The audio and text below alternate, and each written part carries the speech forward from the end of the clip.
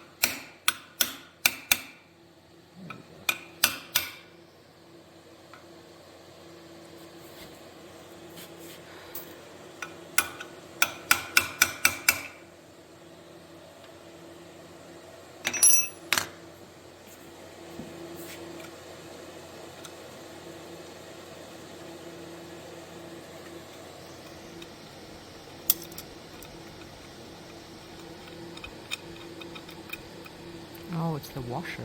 Yeah. So my washer served as my sacrificial piece. I was able to get this machine down enough to where I could get a punch on it and punch it out and drive it out. So that's one done. We're going to do the other one. Stud removal. Stud removal and stud installation. Painful.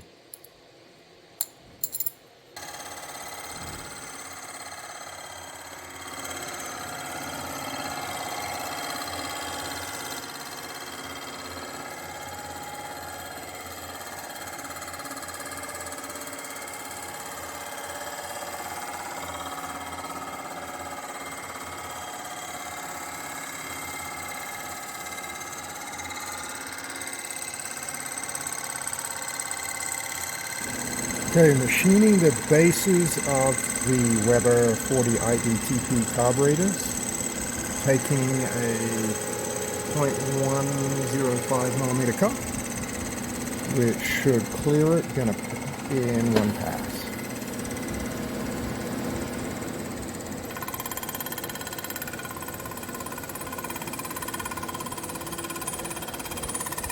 So we're just set up, gonna machine the top gasket surface.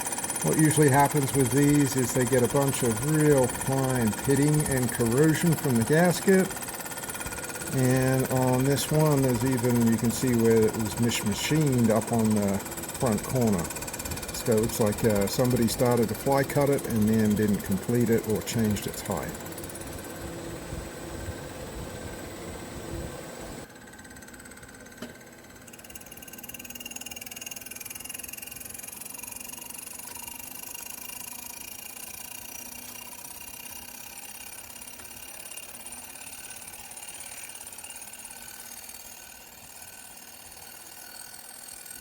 So I've just finished machining the first top plate. These were actually pretty warped. This one has still got some warp to it. And you can see just a little bit of rock. When these were both done, it was rock, rock, rock. So also same as the carburetor tops, a little bit of fine corrosion here that'll cause it to weep out of the gasket. Just going to machine this one, and then these are ready to get cleaned up and deburred and ready for Cerakote. So there we are, nice and flat and smooth, ready to take the new gasket. Still got to go and deburr everything, clean everything, but one step closer to being done.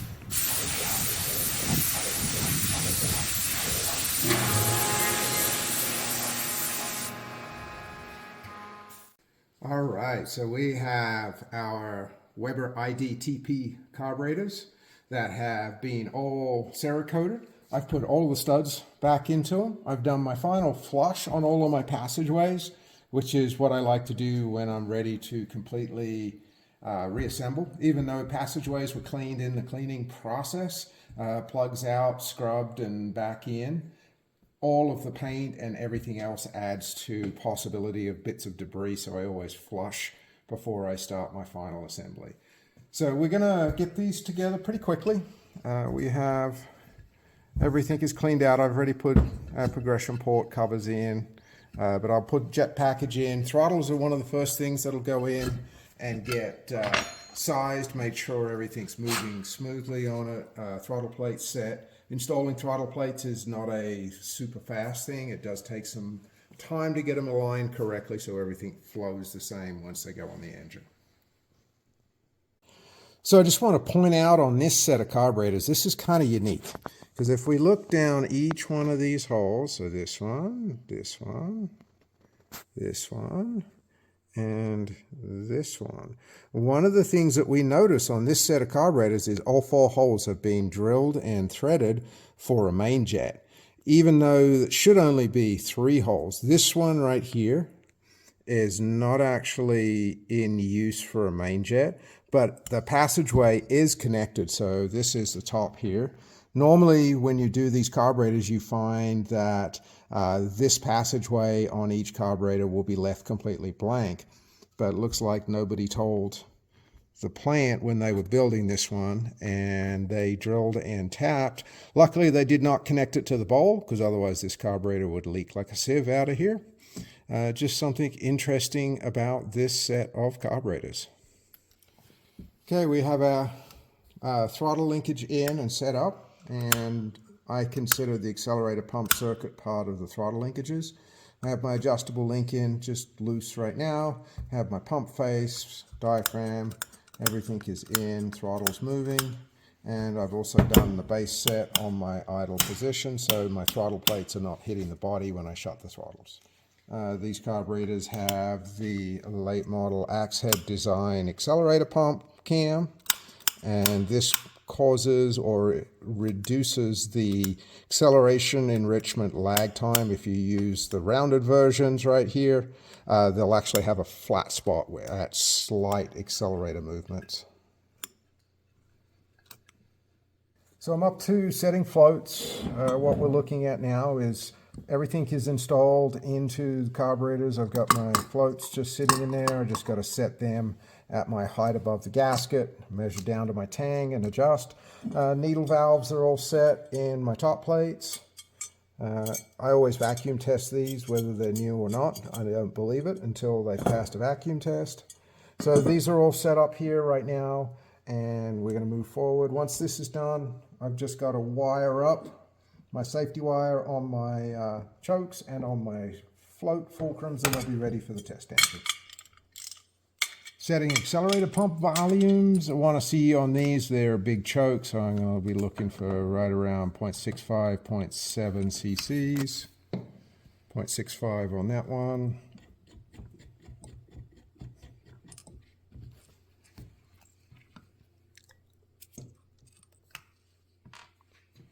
.65 on that one.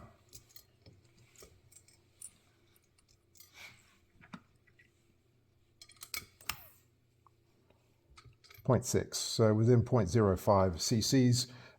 Unusual to get them 100% every single time. Within 0.05 is fine. So on to the next one. We have our carburetors on our test engine. I've already put fuel to them and retightened the banjos. You'll notice that our fuel inlets are facing forward because this particular set is going to go to a 914.6. So we're going to start it up, balance them, make sure everything's working, get our idles base set, and basically run test these carburetors.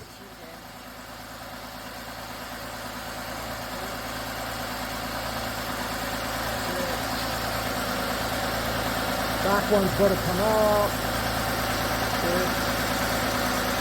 Let me adjust this one.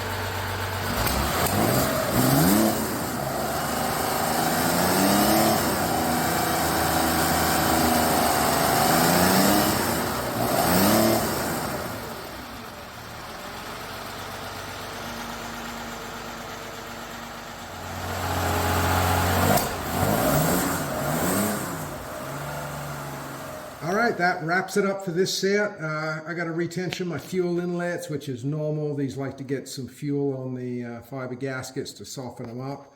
Other than that, everything went really well. Good response on all mixture screws, good throttle response, even though the jet package in this is a little big for this 2-liter engine.